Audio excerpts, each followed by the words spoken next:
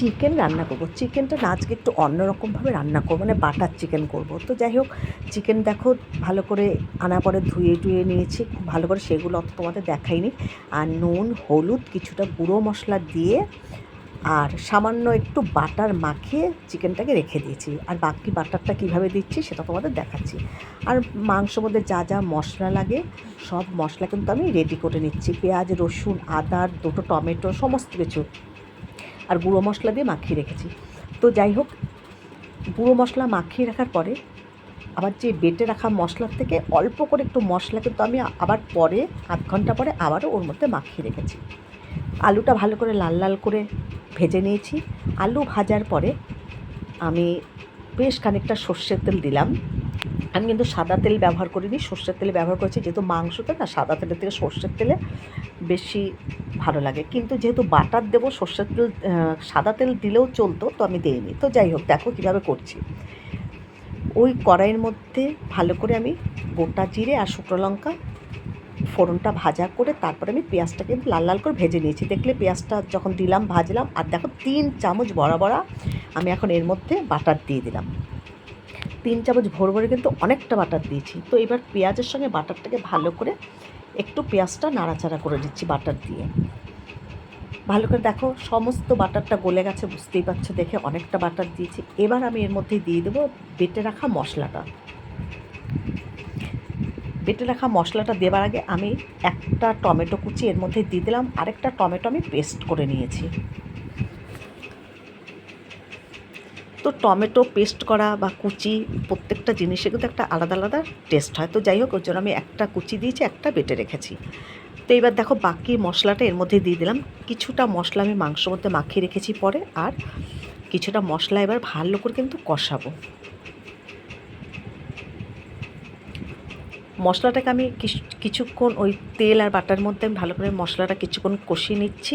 এবার সামান্য একটু জল দিলাম। এবার জল দিয়ে আবারও কিছুক্ষণ কষিয়ে নেওয়ার পরে তারপরে যে মশলা মাখা চিকেনটা রয়েছে সেটা এর মধ্যে দিয়ে দেবো। এবার দেখো পরিমাণ মতন নুন আর হলুদ দিয়ে দিলাম, খুব বেশি কিন্তু দিইনি, যেহেতু মাংসর মধ্যে অনেকটা নুন হলুদ সমস্ত কিছু দিয়ে মাখা রয়েছে। আবারও কিন্তু আমি বাটার ব্যবহার করব, এখন আর বাটার দেবো না, আর বাকি বাটারটা আমি একদম শেষে দেবো। তো দেখো মশলা খুব ভালো করে কিন্তু আবারও কষা হয়ে গেছে। এবার এর মধ্যে একটু দিয়ে দিলাম সয়া সস। সয়া সসটা এই কারণেই দিলাম যে কালারটা একটু ভালো হওয়ার জন্য। তো যাই হোক, আমি কিন্তু লাল লঙ্কার গুঁড়ো বা শুকনো লঙ্কার গুঁড়ো টুড়ো কিন্তু ব্যবহার করিনি।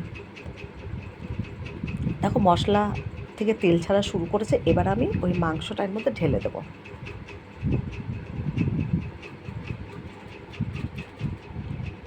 এখানে প্রায় 1.5 কেজির একটু কম আছে, প্রায় 1.5 কেজি বলতে গেলে মাংসটা আছে। তো যাই হোক,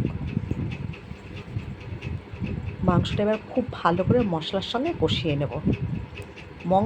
মাংসটা ভালো করে কষানো হয়ে যাওয়ার পরে তারপরে ভেজে রাখা আলুটা দিয়ে দেবো। আমি কিন্তু আলুটাও খুব ভালো করে লাল লাল করে ভেজে নিয়েছি, প্রায় 60% ভাজা হয়ে গেছে। আর একটু দিলাম এর মধ্যে আমি চিনি, সামান্য একটু চিনি দিয়েছি, তোমরা ইচ্ছে করলে দিতেও পারো আর না দিলেও পারো।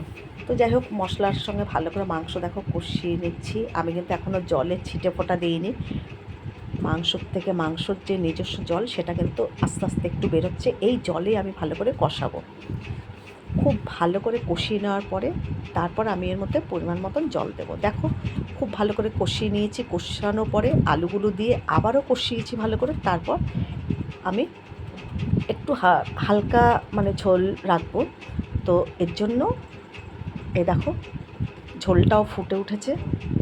এবার আরেকটু ফুটে উঠলে নামানোর সময় আমি বাটার ব্যবহার করব।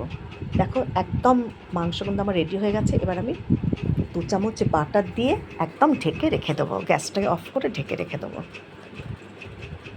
তো দেখছো, আর দারুণ টেস্টি হয়েছিল এই মাংসটা। এই মাংসটা বানিয়ে খাওয়া দাওয়ার পরেই কিন্তু তোমাদের ভিডিওটা ছাড়া হচ্ছে। তো এইভাবে তোমরা করে খেয়ে দেখো, দারুণ লাগবে। আমি কিন্তু এর মধ্যে গরম মশলাটাও কিন্তু আজ ব্যবহার করিনি। তো 2 চামচ বাটার দিয়ে একদম ঢেকে রেখে দেবো। একটু নাড়িয়ে দিচ্ছি, গ্যাস কিন্তু আমি বন্ধ করে দিয়েছি। দেখো মাংস কিন্তু আমার একেবারে রেডি হয়ে গেছে। এবার একটু ঢাকা চাপা দিয়ে রেখে তারপর তোমাদের আবার দেখাচ্ছি। এই দেখো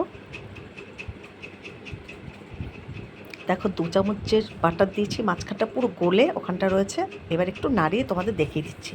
তাহলে বাটার চিকেন আমার কিন্তু একেবারে রেডি, আর খেতেও অসাধারণ হয়েছে। দেখো খুব বেশি মশলা, গরম মশলা হাবিজাবি আমি কিন্তু কিচ্ছু দিইনি, শুধু একটু বাটার দিয়ে আমি গ্যাসটাকে অফ করে রেখেছিলাম।